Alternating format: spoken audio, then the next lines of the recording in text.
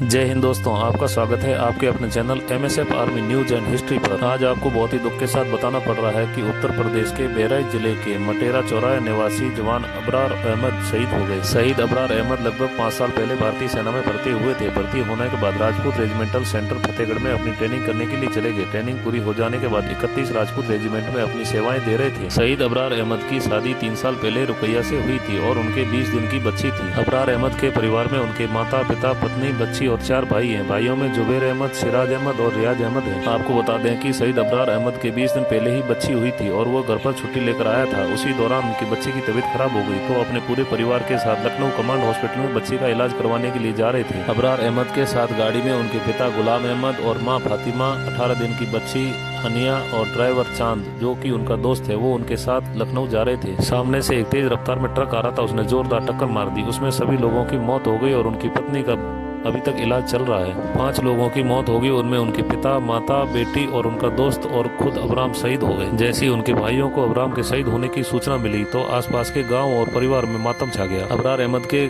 मौत की सूचना उनके यूनिट को दी गई तो यूनिट से सैन्य जवान आए और फूलों से सजे सैन्य वाहन से उनके पार्थिव देह शरीर को उनके पैतृक गाँव में लाया गया। जैसे ही शहीद का पार्थिव देह शरीर उनके पैतृक गाँव पहुंचा तो आसपास से गाँव से लोगों का हुजूम उमड़ पड़ा। 5 पार्थिव देह शरीर को अंतिम दर्शन के लिए रखा गया। अंतिम दर्शन हो जाने के बाद 5 पार्थिव देह शरीर को कब्रिस्तान ले जाया गया, जहाँ पर आखिरी नमाज पढ़ने के बाद 5 डेड बॉडी को सुपुर्द खाक किया गया और शहीद अबरार को सैन्य टुकड़ी द्वारा गार्ड ओपनर देकर सैन्य सम्मान के साथ अंतिम संस्कार किया गया। हम सलूट करते हैं, नमन करते हैं देश के ऐसे वीर जवान को जो देश की रक्षा करते करते अपने प्राण न्यौछावर कर देते हैं। जय हिंद।